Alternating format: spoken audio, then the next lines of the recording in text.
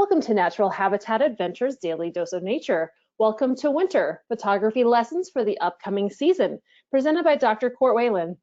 Court is NetHab's Director of Sustainability and Conservation Travel, and he's been guiding for us since 2013. Thanks for being here today, Court. I'm going to hand things off to you. Fantastic. Well, thanks, Kendall, as always, and greetings, folks, from not quite a wintry Boulder, Colorado. I thought it was me a little bit more progressed by now. I'm really not trying to rush winter along too much. You know, we're in nice high 60s today, but nevertheless, things are coming up. That was my doorbell for a package. Disregard that.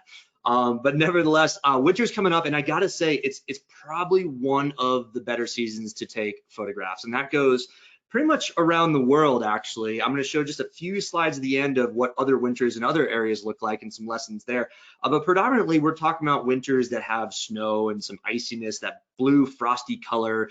Maybe times around this season, some of the holidays, the barrenness, the minimalization of photos, like these little spruce trees, and just how to capture the essence of a little bit more of a desolate season in some parts of the world. But nevertheless, it's really extraordinary to photograph, and there's a reason why they call it winter wonderlands. You don't really hear too much about spring wonderlands or summer wonderlands or fall wonderlands. Winter wonderlands, because there is something truly magical. As you know, if you followed me for a while, like one of the things I always try to seek out is the different, the extraordinary, something that other people don't have. And I think that, you know, in being in North America, like I'm sure many of you in the audience are, we do have access, especially if you're above sort of the snow line in the United States and North America. You're going to get some winters, you're going to get some snow, and not everybody in the world has this. So it's a really unique opportunity we have.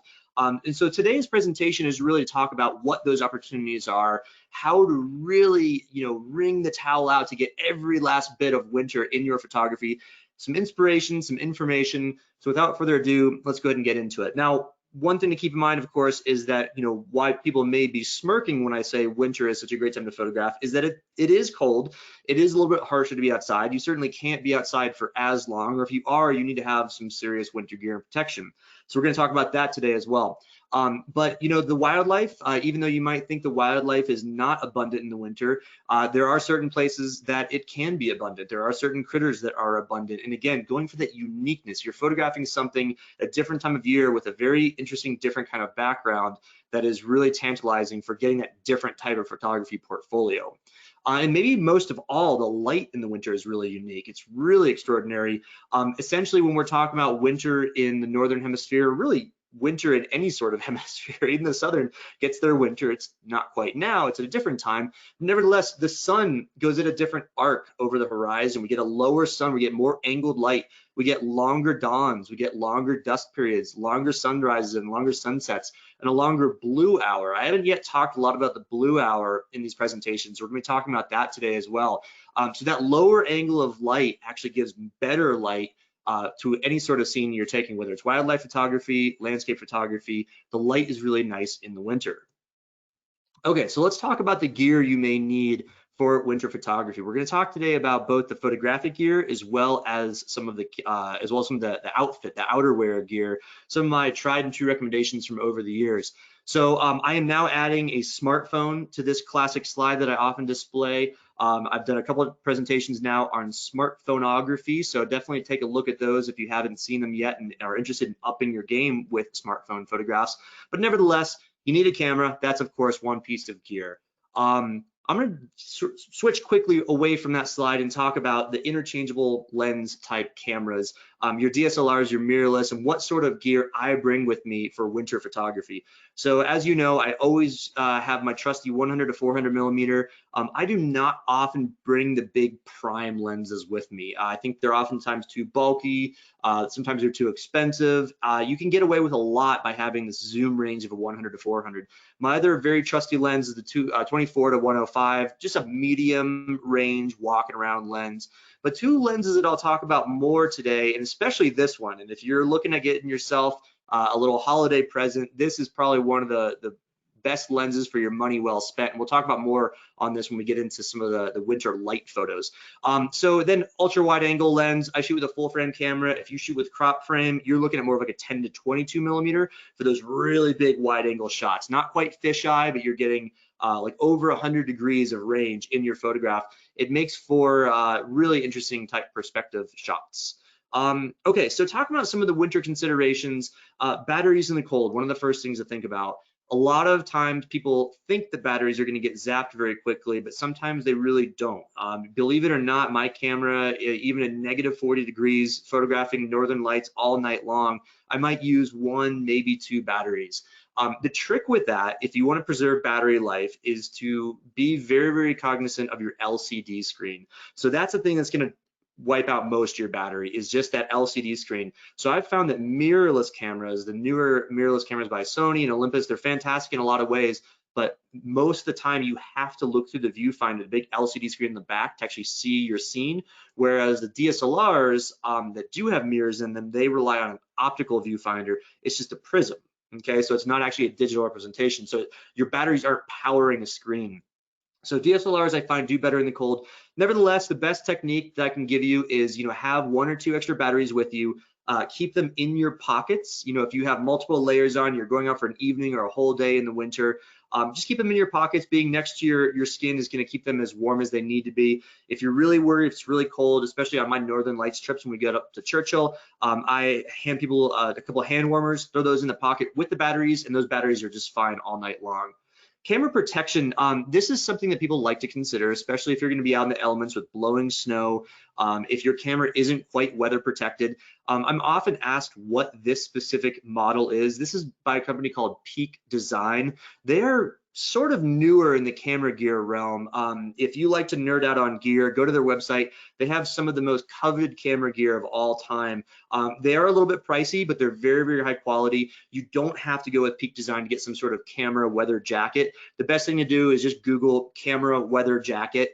And there are many, many different companies that make essentially, again, like a rain jacket for your camera. This protects against wind, snow, et cetera, et cetera. But this is one of the things that you're going to get by getting a more expensive camera. So you saw that slide a couple of slides ago with the different sort of evolution of cameras from point and shoot all the way to the big fancy ones. The more money you spend on the camera, believe it or not, the less fragile it actually is. So when you get into these really high-end DSLRs or mirrorless cameras, they are fully weather sealed. And I actually rarely use a weather jacket. I do have one for the extreme conditions if I'm photographing in rain all day long, but I don't worry about it in the winter personally because my camera is weather sealed. So memory cards, there isn't anything really specific to consider for winter photography, but I do want to hamper on this one more time about the speed of memory cards. If you haven't caught my last 2 presentations, I talk about this quite a bit, is nowadays when we're getting these cameras with really big megapixel file sizes and able to shoot at extraordinarily fast frame rates, we have to pay attention to the transfer rate of memory cards more than ever.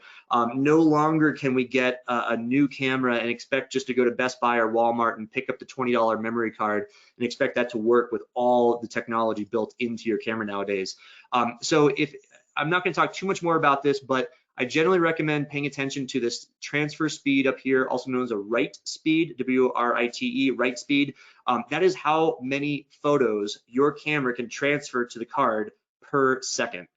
So with winter wildlife, if you're the kind of person that likes to hold the shutter down and shoot 10 frames a second, you're going to need to get in the 150 to 300 megabyte range. If you are more into landscape photography and 1 photo every 10 seconds, you don't have to worry that much.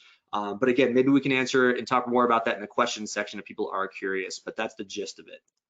Okay, so stabilization. The only thing that I bring with me on winter photo trips is a full tripod. And this is not just for the benefit of getting that tripod stability, but it's also because oftentimes I want to have my hands in my pockets while I'm waiting for a wildlife spectacle to unfold, while I'm waiting for the light to get right, or just to warm up in the middle. So, it's really nice to have your camera not around your neck, have a camera out there, not having to touch it. Sometimes with these cameras are metal bodies that can zap the cold from you. So just having it on a platform that you can sit and wait a little bit, I think is quite valuable. So yes, you can use it for the stabilizing effect, but I find it's equally valuable just to put your camera somewhere and just back off for a second while you warm up. Maybe sit inside a vehicle, sit inside a little warming hut, sit inside a building. It's quite nice to have. And the rest of this just doesn't really offer that. We talk about camera beanbags with wildlife safaris. If you're bracing a camera on a seat in front of you, monopods are great if you're just trying to balance, but that's not going to stand up on its own. And these little travel tripods are just too small to do what I'm talking about. So yeah, good old tripod, quite valuable. So let's get into some of the outerwear gear. Now, I probably don't have to tell you guys too much about this because you probably know some of the basics, but I want to give you some of my photographic specific tips on outerwear as it pertains to winter. So one of the questions I get asked most is about photography gloves. And I wanted to show a brand and a model right here, or rather just a brand. I'm not familiar with this specific model. These look pretty beefy, but people ask, what are photography gloves? And you can find them from a lot of manufacturers. The one that's kind of turning a lot of heads these days is by a company called Valorette or Valoret. I'm not sure, maybe it's a French company, is Valoret. But nevertheless, what they do is they're high-end gloves, they're well insulated, they're good quality, they're gonna run you over $100, but they have these very photographic minded additions, like being able to uncuff your index finger to push down on a shutter or a dialing wheel. Same thing with your thumb. I think it works well. My strategy is a little bit different. I will use glove liners, so very, very thin glove liners with a big mitten on top, just because when I'm out in the cold, I'm usually in pretty darn harsh cold. I might be up in Rocky Mountain National Park, just not too far away from here in Boulder, and it could easily be 0 degrees. And that's when you start getting into issues where if you have anything exposed, you get really cold fingertips, and that's kind of the worst place to get really cold from a frostbite perspective. So nevertheless, photography gloves, there you have it. If you've never seen them before, this is what they look like. It usually means that you can peel back your fingers for just that one shot that you need. I wanted to show them here. Clear ski goggles. This is kind of a nice little thing to have. They are usually very cheap because they're just clear lenses, so they don't have a lot of tech involved. You can go out and buy a $15, $20, $30 pair and they're gonna be just fine. But I find that if you can have yourself completely covered up, bundled up, especially your eyes, you know, your eyes are, they can water quite a bit in extreme cold. They do wonders. And getting clear means you can photograph in the day, you can photograph when it gets cloudy, you can photograph in the evening for the blue hour like we're gonna talk about in a minute. But clear ski goggles, again, big pro tip. As far as just an X factor thing to keep you extra warm, I wanted to put these two things because sometimes they're not immediately obvious. You know, I could probably talk for hours about my favorite kind of fleece and parka, et cetera, but my main thing is start with a base layer. If you want to stay really, really warm for several hours, don't undersell the importance of long underwear and good long underwear. The tech for fabrics is getting so advanced nowadays. I wanted to put Patagonia out there. I love this company because they're high quality, they're very sustainable, and they're built to last. If anything ever goes wrong, you can always send it back and they're gonna fix it. And the type of material that they're using nowadays is so much more advanced than the classic long johns of 20, 30, 40 years ago. It's a big difference in keeping you warm and dry and comfortable out there. And the other thing, if you don't have one of these, is an actual winter neck gaiter. This, if you're in real deal cold environments and you need to just have every X factor technique to keep you warm, having a winter gaiter, not just a normal buff. We supply a lot of buffs on our trips for canyons trips and other type stuff, but if you go to your local REI or outdoor store and get a specific winter one, it's usually fleece lined. I can't tell you how much warmer that keeps me, just not having this exposed to the air. Even with a good jacket pulled up, there's still something exposed. A winter neck gaiter does wonders. Okay, so let's get into the top photo tips. In this episode of Daily Dose Photography Tips, we're getting into this nice green seal of backyard approved. So with a lot of these photos, you're gonna see a lot of these tips, you're gonna see this little seal in the upper right-hand corner as we start out. That means you can go this very evening or this night or this afternoon, you can go practice these things in your backyard, because who knows how long of winter this is gonna be. As we're sort of dealing with the conditions all around us in many different ways. So backyard approved, that means you can test this out as soon as this afternoon. Okay, so camera settings in the winter, in the snow. The number one tip I have for camera settings has to do with the actual amount of white in your photo. So when we're talking about photographing in winter, we're often thinking about snow. This is a photo of a coyote in Yellowstone, and what I love about photographing wildlife in the winter there is that you get this beautiful kind of austere sort of minimal effect in the background. You don't have a lot of distractions. You don't have a lot of snaggy tree branches that you need to kind of move between. You get nice unobscured photos. But when we're photographing a lot of white, so gray animals or white animals on white, our exposure meters get a little bit haywire. So this is the photo if I were to take it on neutral settings, and this is the photo I really want to turn out with. I want a nice bright photo. That snow is white. It was mostly full sun that day. So we have to do something a little bit fancy here with exposure compensation. What this is, if you're not already familiar, is you're gonna need to go in your camera's menu system and dial your exposure meter just a little bit up to +1. If this is overwhelming anybody out there, fear not. You can check out my previous webinars and get more information on it. But really it boils down to getting your camera off of full auto, putting on at least P for program mode, and just finding this little plus or minus either in your camera's menu system or usually it's on the outside of your camera, pushing that button and then dialing whatever dial you have up to the positive. So this is a little bit counterintuitive. A lot of people think, well, wait, why would you want to make a bright white scene even brighter?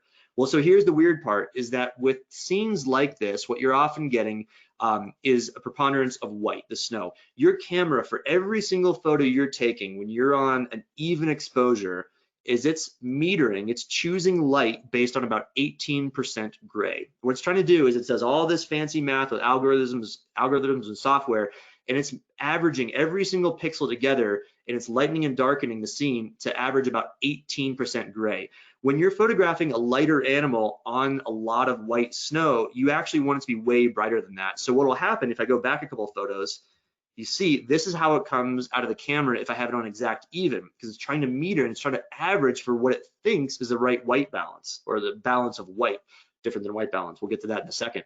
So nevertheless, you want to overexpose. It's a little bit counterintuitive. You want to brighten your photos, and those are going to be the shots you take home and enjoy the most.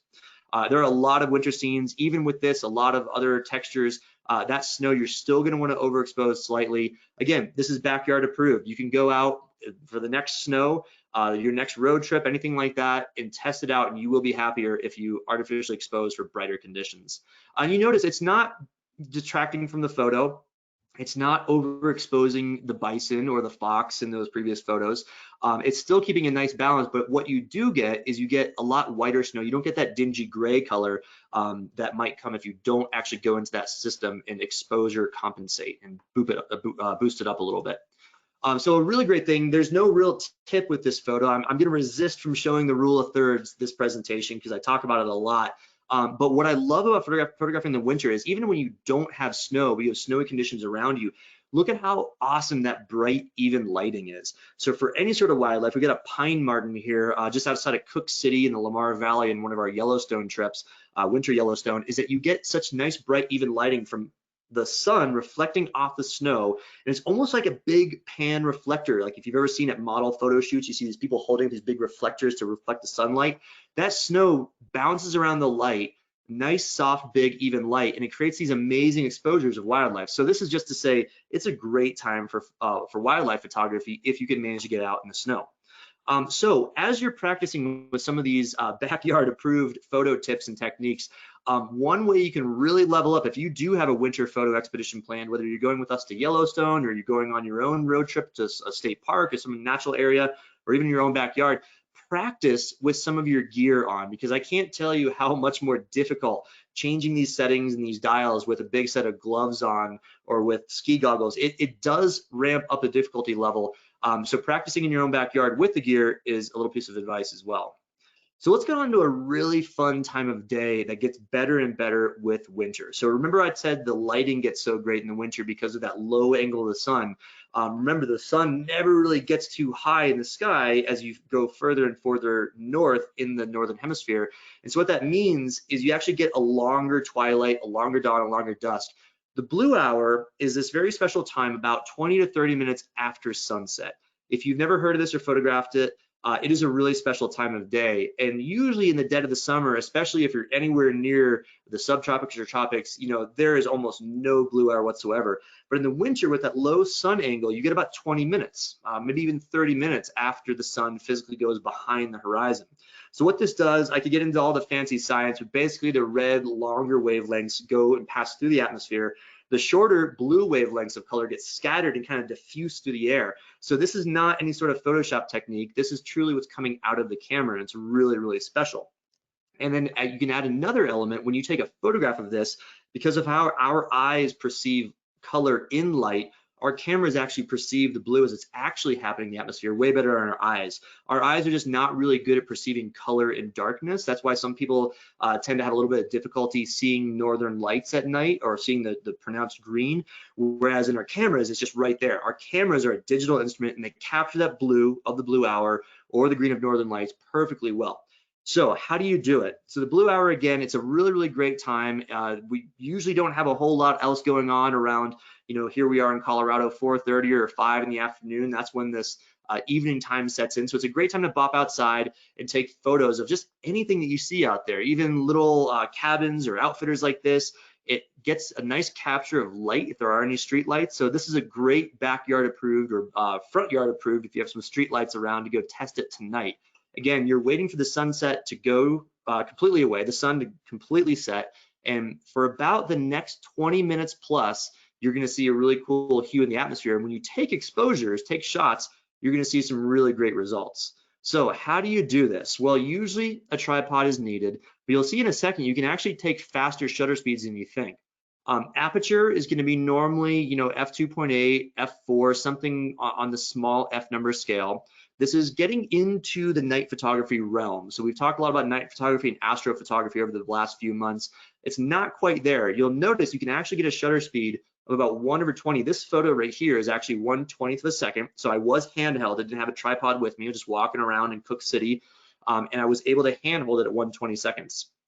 Your ISO, not anything too exceptional. You're gonna be in sort of the medium to high range, and you're gonna experiment, because the thing is that sun goes away so quickly once it's set that from minute to minute, you might be having variations of these things. So that's why it's not a specific forecasted thing like I would have with astrophotography with northern lights.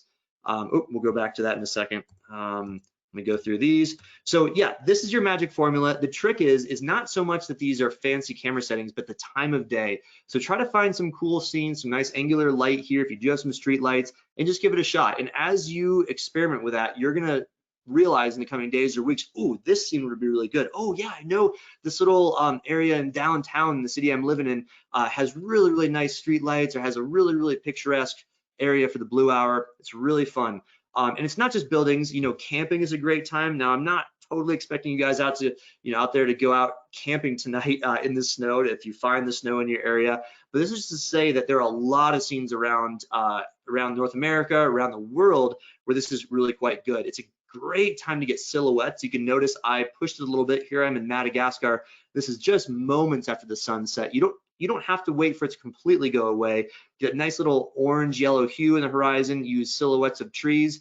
So these are just some inspiring things for you to go out and try it on your own. And as a bonus, there is actually a blue hour in the morning, believe it or not. And again, the winter, since we have these longer nights, this doesn't mean you have to wake up at 4:30 in the morning. If your sun's rising, like I think it is here in Boulder around 6:30, you can go out at 6 in the morning and get some blue hour at dawn as well. It's the exact same reciprocal. The trick is it's usually easier just from a logistics standpoint to go out just after sunset, because it's 5, 6 in the evening, than it is early in the morning. So hence usually people don't talk about dawn blue hours, but they do exist. Okay, so that's one way to capture blue in the environment. The other way to capture blue hues in the environment is with white balance. And the reason I'm hampering on the blue thing so much is because I think when we are going into winter, we're thinking that blue cooling effect. So white balance today, it's essentially your camera's way to digitally balance for what pure white is. So pure white reflecting off of snow is different than pure white coming from an incandescent bulb. That's different from pure white from a flash. So basically your camera, no matter whether you're telling it to do so or not, is adjusting and constantly compensating for what it thinks pure white is. If you have your camera on auto white balance, it's doing this for each and every shot. Or you can tell your camera what to do via these preset settings. If you haven't seen this in your camera's menu or manual, it's definitely worth looking up. If you follow me for these past couple months in presentations, you know that most of the time I like to have a warming effect to my photos, and that is usually via the cloudy setting, and that adds a little bit of yellow to a shot. I do that because I photograph in the tropics a lot. I just like general photographs to have that warmer look. And I always tell people about 5% of my year, 5% of my photos are with a daylight setting, which injects more of a cool blue look. That 5% happens to be in the winter. So get ready for the 5%. This is also backyard approved. You'll see this recurring theme quite a bit. You can go in your backyard at any time and you can oscillate between these settings, basically between one end of the spectrum to the other. From a daylight is going to be the bluest, to a shade or a cloudy, it's going to be the most yellow. And you will notice you get this variation in your scenes from this cool blue wintry look to again, a very cool, neat look, but not exactly what we call a cool blue look from a photographic standpoint. This is more of a warm, kind of summery sort of desert look. This is a way to inject a lot of artistry into your photos. There is no perfect way to do this. If you were to show me this photo first or the other photo first, I'd say one or the other looked great. It's very, very subjective, but nevertheless, it's very much worth you experimenting with this in the winter. And again, I had to say it, basically the 5% of the year where I go for that daylight filter, that daylight white balance, and I inject more blue into my shots because I like that Arctic cool blue look. Another tip is thinking in black and white. So no longer do we have to photograph in black and white. We don't have to buy black and white film. We don't have to put camera settings on our camera to shoot in black and white ahead of time. You can shoot in full color. You can go on your computer and just with that saturation slider, that's all you need to do, go left to right from color to black and white. When it comes to winter, when it comes to a lot of white snow and dark trees and full sunlight, it does get challenging. We do see a nice angular light, so it makes it kind of interesting with these big, pillowy, kind of wispy landscape shots. However, what I often find is that they're generally kind of drab to begin with. They don't have a lot of color. They almost look sort of black and white. So sometimes when I'm faced with those scenes, especially when editing photos on my computer, I just push it all the way to black and white and I get really, really nice results. So thinking in black and white ahead of time gets you to pick out your scenes. A photo you may not otherwise aim for or choose because you think it's way too contrasty or not interesting enough becomes quite beautiful when you add that black and white element. And again, you can do this on your computer afterwards. Take the shot and play around with it later. It is backyard approved. You can do some creative things with reflections and bisecting the photo completely down the middle.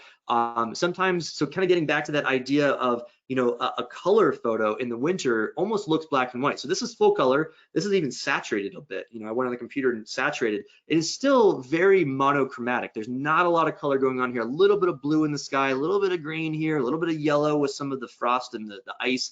But nevertheless, I'm looking at this as a cool black and white shot. So what I'll do is I will actually convert this to black and white on the computer, and you notice you don't lose a lot, but somehow you actually gain a bit from the photo. It looks a little bit more steely, a little bit more even tones, a little bit more mysterious. I think we don't see a lot of black and white photography nowadays. We're seeing a little bit more and more of it, but it's a great way to differentiate yourself in the winter when you're faced with these harsh contrasts, is instead embrace that contrast.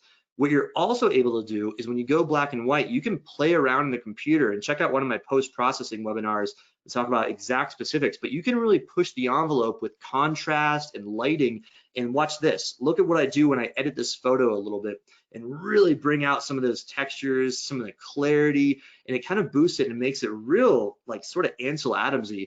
Not to compare myself to the man and the wizard, but nevertheless, you can see how you can edit things in a more harsh way that makes a black and white photo still acceptable. So I love black and white photography in the winter. Great thing to think about. Fun with frost. So this is a great thing. You know, a few mornings every week here in Boulder, we're going to see this on some of the grasses and the sedges. It's a great thing to try out fun macro settings. And again, if you're in a cold part of North America, this is backyard approved. I don't know how cold it is where you are, but maybe tomorrow morning you can go check it out. And I think it's a really nice technique to just add more to your portfolio, add more ideas via macro photography. So it's a fun thing. So how to convert your camera system into macro? Well, of course, you can push the macro button if you have a point and shoot camera, but if you have a camera with interchangeable lenses, but you do not yet have a dedicated macro lens, follow these simple tips and you can get a macro-like photo. Essentially using your wide angle lens, so whatever came with the camera, zoom in all the way. So dial that barrel all the way, set your focus to manual, and then dial your focusing distance. It's usually the focusing meter or focusing wheel on your lens. Dial it to the minimum focusing distance. On Canon, it's counterclockwise. Nikon, it's clockwise. Sony and Olympus, I'm not sure, but you'll be able to quickly tell. Once it's at that minimum focusing distance, you will physically move towards your subject. You will move to that frosty covered grass, and it's going to expand it in your scene to give you a true macro shot. I'm not going to go too much more into depth on this because we have a number of other things to cover before we get to questions, but nevertheless, this is a fun thing to do to add to your repertoire of fun winter photography. Frosty crystals on grass using this macro technique. I like to set my aperture at a big F number. However, sometimes that's not always necessary or appropriate, so you can get that nice blur in the background from a very moderate like f5.6. But again, what this does using this technique is it's a true one-to-one macro. Photographing winter lights. This is backyard approved or inside approved. This is not a winter light, but I wanted to use this photo for demonstration purposes. This is my wife. We're here trekking in northern Thailand, and we did one of these beautiful kind of candle ceremonies. But what this is here to say is to embrace the darkness. So when you're photographing winter lights, this is not just holiday lights, but any sort of winter lights that are out there, fires, candles, you name it. One thing I'd recommend is, let the light do the work. Let the light bounce gently off of things and embrace the darkness. Our cameras are getting so advanced today that they are able to achieve even light balances more than ever with high ISOs and all this stuff. Back in the days of film, we would have to get a dark photo because we just couldn't get enough light out of this. If you have your camera, this exposure compensation meter, same thing we were talking about before with the snow, if you have it on 0, it's going to try to add way too much light to the scene. This is something you can do on any camera out there. You can even do it on iPhones. Dial this back towards the negatives. Get to -2, -3, even if -4 if your camera allows it. Focus a meter on this light and really get these nice dark tones and embrace the darkness in your winter light photographs. Create art with your winter photography and lights.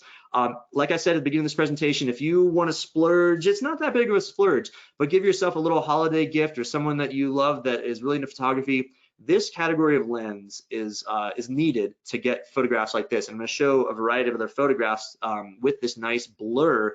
You got to have one of these lenses. This is called a Nifty 50. It is a 50mm with a very low F number.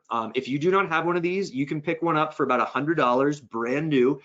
In the world of lenses, that is cheap. That is very inexpensive lens. However, they have some of the most crisp optics, so they're very, very sharp lenses, and they are some of the best tools for learning shallow depth of field photography. So what you can do with any sort of lights, whether they're Christmas lights, whether they're decorations, whether they're candlelight, is you can get this nice blur in the background when you have these very, very shallow depths of field. So I recommend it, even if you're not interested in this kind of shot. It's going to teach you more about photography if you're forced to use this lens during this sort of winter season. So basically, to show you a gradient, what it does when you're able to photograph at f1.4 or f1.8, is it starts when you focus on this. This is pretty sharp, but it's a very, very shallow plane of sharpness. As you go further away, this is a perfect demonstration, they get more and more kind of, I don't know, what do you want to call it? Orbic, is that a right word? But more mysterious, more interesting, more dynamic, more artistic with that shallow depth of field. DOF just abbreviated for depth of field here. And you almost have limitless capabilities when you're in and around the winter and holiday season with this. You can within your own home, holiday lights, really, really cool scenes you can set up like this. But again, I stress you can do this with candles, with flashlights, with laser pointers, but having that shallow depth of field gives you this really artistic look. This is not Photoshop stuff. This is all in camera. This is all with that little Nifty 50 lens. If you don't know exactly what I'm talking about, just Google Nifty 50 for your camera make and model, and you can pick one of these up for, in the grand scheme of things, relatively little money for camera lenses. Not all places in the winter are cold. So we're going to talk about, as we kind of wrap up with a few wildlife shots here, we're going to talk about some of the subtropics. Maybe you're headed down south, maybe you're headed to southern Arizona, southern Texas, the southeast, Florida, where you get some great bird migrations. I wanted to give you one specific tip here. So I could probably do a whole webinar on bird photography, and maybe I'll do one of these days. I think Mike Hillman did a great one that was very, very heavily reviewed in a great way early on when we started doing these daily doses. So maybe check that out, but I might do one here in the future. But basically my tip here is to show you one really cool shot. So let me show you a few leading up to it. Obviously, when we're getting bird photographs, we want to get them in habitats and nice textures and the strong juxtaposition of color. We want to have a nice background and that shallow depth of field. But what I really want to show you here, if you are photographing birds in the winter, is to get a shot like this. We are often faced with, or we're often presented with shots like this out in the world. And what this is this is having a moving subject that is relatively crisp focus with a moving blurred background. And this is a tricky shot. However, If you can do it with bird photography like this, it turns into a really, really cool scene. And if you are headed to, say, Florida, you're headed to Everglades, headed somewhere in the South, maybe even the tropics in the coming months, this is a fun technique to try. You can try it in your backyard, not as backyard approved if you're living up, in Canada where there are not too many birds left this season. Okay, so remember, this is kind of the idea. You get a moving subject that is in crisp focus and a moving background. How do you do so? Here's our example photo. This is actually a rhinoceros hornbill from Borneo, not exactly a winter bird because there is no winter in Borneo, but I chose this to illustrate the idea. Okay, so what do? Well, basically the technique, as far as camera settings, this is not exactly your classic bird in flight photography. This is not your super fast shutter. It's not your super high depth of field to get it in crisp focus. You have a pretty normal shutter speed of 1/100, 1/200. It's not real slow. It's not real fast. You don't need a lot of lighting. It's not low light photography. It's very average. It's a normal aperture, f7.1, f5.6, something like that. A normal ISO of 200 or 400. It's all about the technique. And the reason I have this red box around this hornbill is that what you're physically going to do once you dial your camera into these settings, so you're going to probably shoot on manual mode just to match my settings here, is you're going to track this bird across the sky and you're going to do your absolute best to keep it in this frame as the bird moves. So in other words, when you press that shutter, that bird should not move very much from this exact area in the frame as that shutter is open. It's open for a very, very short amount of time, only 1/100th of a second, maybe 1/80th if you've got low light. But for that scene, you want to track it and hit it as you're moving your lens, okay? So I've got my camera here just to make it a little more realistic. So as I'm tracking that bird across the sky, I'm trying my best to match the speed as that bird's rotating around me or going across the sky. I'm trying the best to match my speed with it and keep that bird in that exact frame. So what that does is that keeps the bird in tack sharp focus or close to it, close enough to it. You can see there's a little bit of movement. But then what it does is because you're moving your camera, that background gets this nice whoosh of blur. And again, what we're mostly seeing it with is like triathletes, bikers. This is a very, very classic shot. But what we can do with wildlife photography, mainly bird photography, especially this winter, it'd be fun to do, is try it with this technique and get that nice blurred background. It's, again, another unique type of shot to give you game-changing photos in your portfolio. Okay, the very last topic we're going to talk about before we take questions is issues with camera fogging. This is a common thing in cold environments, in winter environments. So well, let's first talk about what causes it. So the best analogy I can make is think about taking a can of soda out of an ice cold cooler, and let's say you're in the summer, you're on a boat, you're in a humid environment, and what happens? Well, that cold comes into contact with humid air and it condenses. So that cold turns that gaseous liquid, that humid air, into a liquid. So remember, when you're cooling material off, it goes from gas to a liquid and then to a solid. So ice would be the final form, but it cools that gaseous water into liquid water on the can. So the problem is the same thing happens to your lens. Now, it doesn't form these exact beads like this. It's more like a fog, but it's the exact same principle. So what happens? We go from a very cold environment, we're outside photographing, and we go inside a warm building, okay? So it might be 10 degrees outside, and it's gonna be 70 degrees inside. You won't really be able to tell the inside's that humid because we're not adjusting that quickly, but the camera will. And so what happens is with people inside, even in a warm car, just breathing is enough humidity that the air is humid enough that super cooled camera will actually form condensation on the lens, just like how a Coke can would taking out of the cooler. So really the way to prevent it is just to try to slow your time, slow that conversion from hyper cool to hyper warm. The best way to do it is first put your lens cap on your camera, put your camera in a bag. You don't have to zip it up necessarily, but slow that rapid transition from super cool to warm and humid, okay? So that's the best tip I can give you. Some people like to put it in a Ziploc bag or a dry bag. Really, the main thing is to keep it in that camera bag and slow that transition. So if you're really cold or really warm, it might be 20 or 30 minutes. If it's not that bad, you may not even notice much frost or condensation on the camera. You might be able to just put the lens cap on and deal with it that way. But this is a tip I often give my Northern Lights travelers when we're photographing in very, very cold conditions, -10, -20, and coming back into these warm, humid environments. And then we go right back out because the lights go. And the worst possible case scenario is to get that fog, that condensation on your lens, and then go back out to freezing conditions, and it turns into frozen fog, and you can't get off your lens, and you lose the shot. So anyway, that's the last tip for today. I always want to plug more tips if you're interested in reading some of the articles I write for Natural Photographer with Natural Habitat Adventures and our photo tutorials. I also want to say, coming soon to a trip near you, we are rolling out the Photo Pro programs. I'm not going to say too much more about it, but it's for photographers very much just like you guys. You want to get even more in depth into photographic aspects of these regions, these wildlife, these landscapes. Keep a lookout for it. I know we're going to be sending emails and catalogs out about it. Or if you're already in contact with our office, give us a call and ask more about it and get put on a short list to receive more information. We do have the final results on those trips. I'm very, very excited. With that, I'll go ahead and say thank you so much. And I bet you we have some questions out there. Great, we do. Thank you so much, Court. And I just want to remind everyone watching, if you have a question for Court, you can submit those in the control panel under the questions field. Okay, we have a couple of questions about blue hour settings. First one is, what is the best, can you review it? What's the best white balance setting for blue hour? Oh, that's a great question. So the best way I would say is to start on auto, to be totally honest. Start on auto. If you wish to push it a little bit, I would go to daylight. So auto or daylight. If you set it on cloudy, injection of yellow, you're actually going to kind of negate, you're going to balance out that blue. In fact, even auto might do that. So let's just say start with a daylight setting, and you're going to like results a lot better. Because again, what white balance is trying to do is balancing for that ambient light.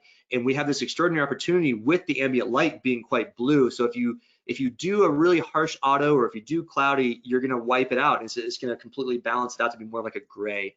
So start with auto. Again, because you're on relatively fast shutters, you take a shot and half a second later, you can take the next shot. You can test, you can try. The scene's not going to evolve so quickly that you can't review your shot in time. Sometimes with Northern Lights stuff, because we're at 15 or 20 second exposures, we have to, it would take 15 or 20 seconds, then review the shot and say, oh, I didn't get it. And then in 15 or 20 seconds, that ribbon of Northern Lights in the sky can be totally different.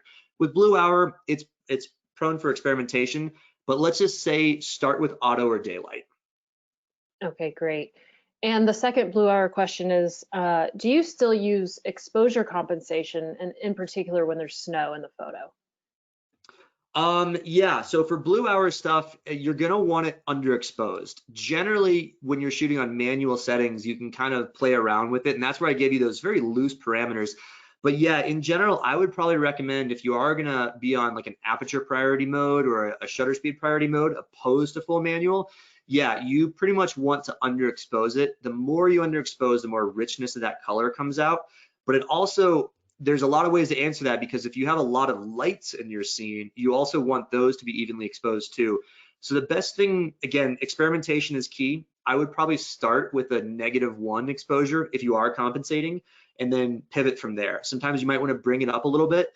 I mean, the best blue hour photo is one where you can have it evenly exposed and still get that richness of the blue. But depending on your scene, you might have to pivot from that, because that means that there's nice ambient light and you're getting some nice light on the snow and everything's good. So it's really circumstantial, very subjective. Be ready, if you're not happy with the richness of the color, to go underexposed. You definitely don't want to overexpose on blue hour stuff. It'll be washed out. Okay, great. If we edit a photo to black and white, is it possible to address grayscale so snow is white and not gray? Yeah, you could. There are many ways you can do that. Generally what I would do is, if you have a lot of snow in the photo, I'm still going to take the shot in the camera with a bit of overexposure. I still have leeway. With a raw file, I can edit that to be a little bit lighter, a little bit darker, but I know I'm going to want it somewhat lighter. So I'll start with the snow being more or less white. One of the best ways you can boost the color of snow, or not color, but the whiteness, is to ramp up the highlights. So the snow will be the highlights. You can actually increase the highlights in your photo. I personally don't get into curves and levels very much in Photoshop. If you do, kudos. It's pretty advanced. You're spending a lot of time tweaking those things. You can do that really well on curves and levels, because you can isolate just the light tones and change their tonality significantly. I find, if I simply just employ that tactic of overexposing my shot in camera or just overexposing the shot in general, that's about all that I would specifically need. Okay, good. So we've got a couple nifty 50 questions. For the nifty 50, is an f1.8 sufficient, or do you need an f1.4? No, I should have said that. The f1.8 is totally sufficient. Most camera manufacturers have 2 or 3 nifty 50s. Their intro one is usually an f1.8, and that's great. You know, if you're like, well, I don't know if I'm gonna like this, let me just go for the intro, that's great. You can sell it on Craigslist later if you want to upgrade.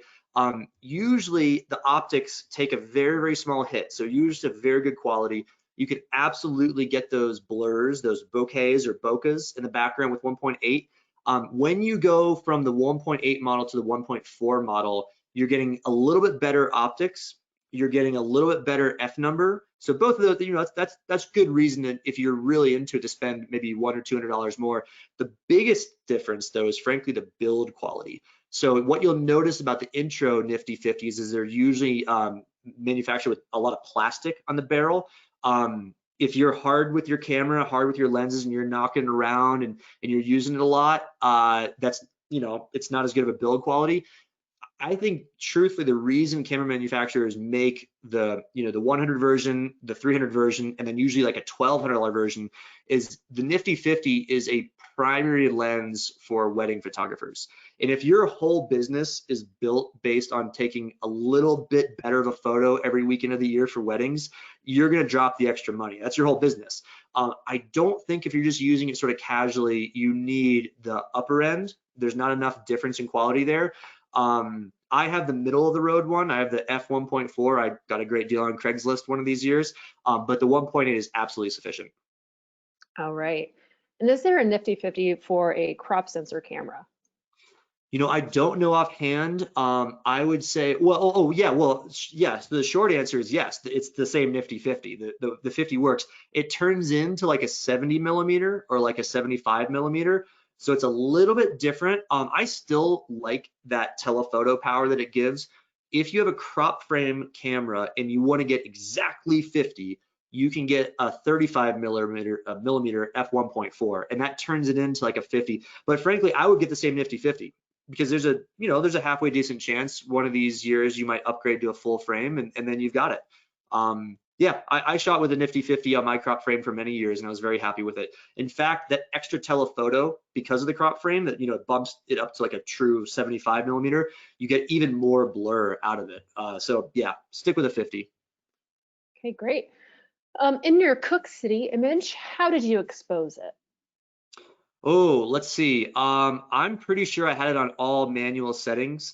I think if I were to, I know I went back in before this presentation because I actually shot that at it was 1/20, f4, and ISO 400.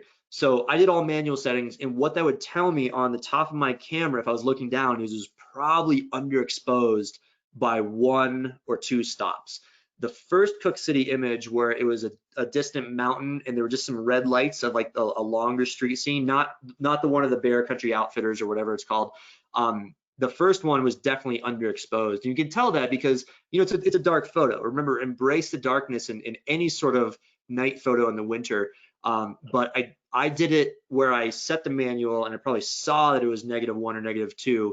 You could get around that by simply being on aperture priority, setting on the lowest F number, dialing in -1 or -2, you know, holding the shutter down halfway, seeing what the camera gives you for shutter speed, and then taking the shot. The issue there is that, you know, the camera might give you 1 second for your exposure, and then you don't really get into handheld scenarios. That's going to blur.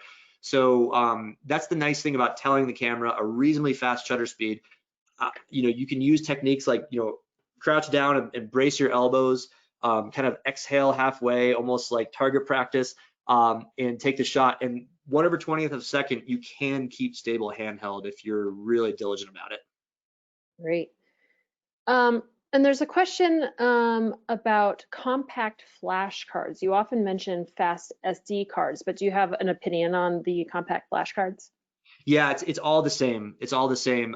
Your transfer rate is gonna be your transfer rate, whether it's compact flash or SD.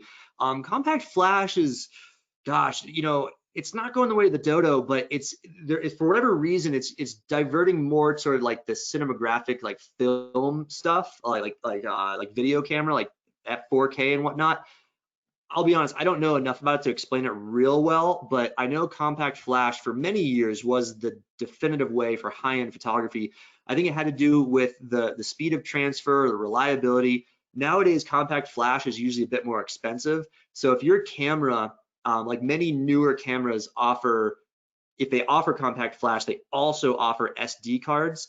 If you're gonna buy a new card, I'd probably go SD because I bet you newer cameras are gonna eventually nix compact flash. I don't know, but I've also seen that compact flash to get the same transfer rate is more money. So, is it worth it? I don't think for still photography personally. All right. And while we're on the subject of gear and equipment, do you have any recommendations for buying equipment online? Yeah, so I love B&H Photo. I think they're great. I have never had to do like a whole lot of questions with them, but I know they have great customer service if you do need to call them and like get some details answered. So they're really great. Their price is totally competitive.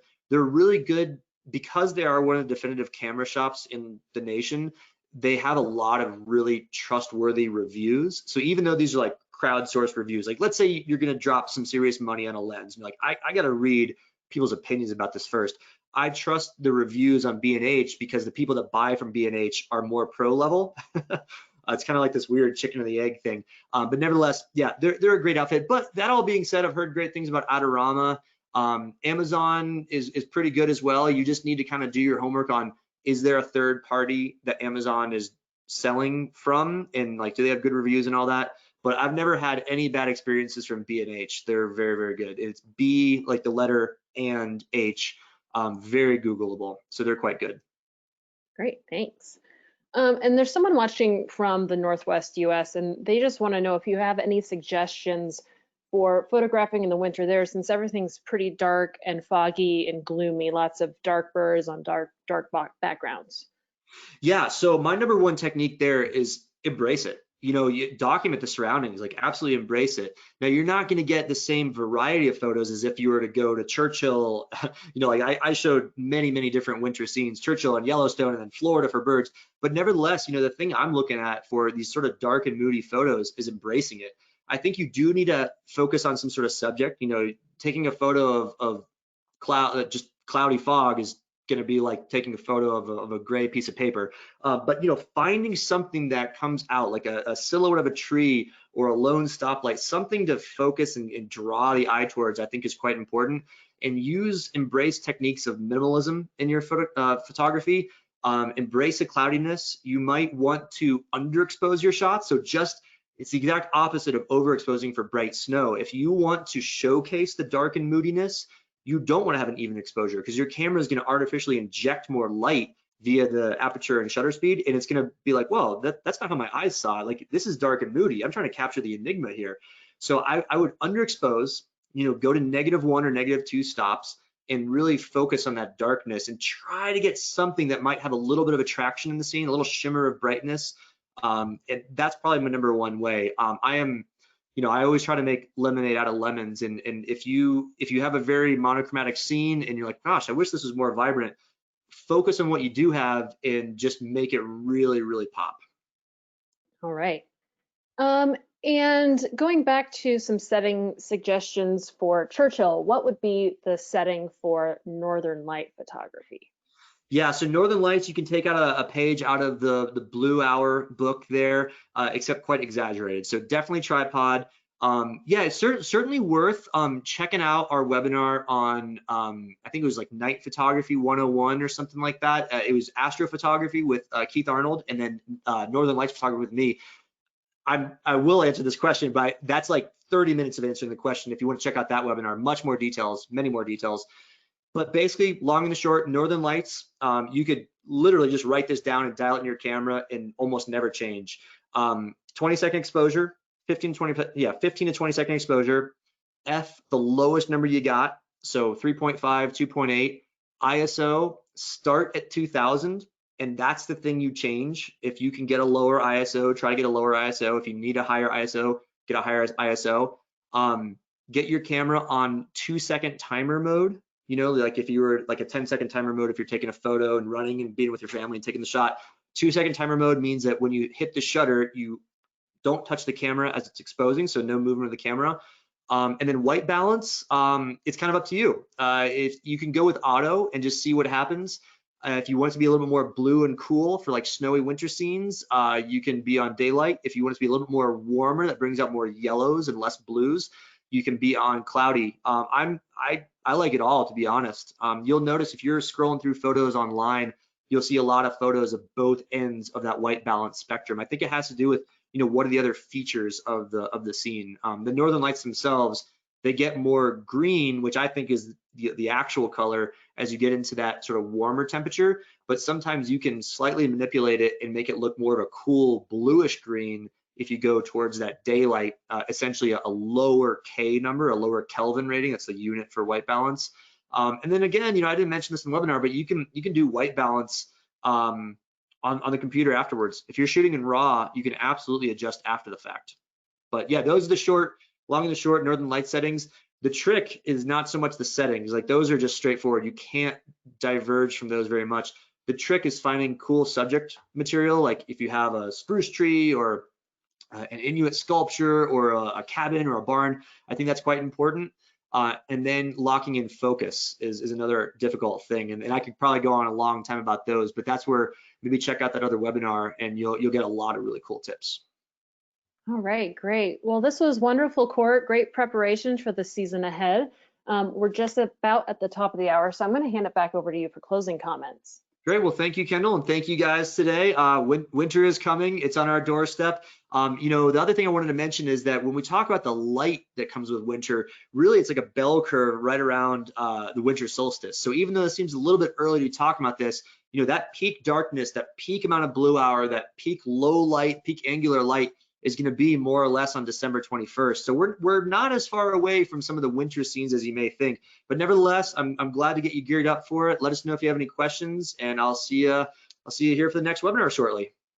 All right, thanks again, Court, and my thanks as well to everyone who tuned in today. Be sure to join us tomorrow for our next Daily Dose of Nature. We did record today's presentation, so we'll have a replay available on our website soon. And with that, I'll conclude the webinar. Goodbye, everybody.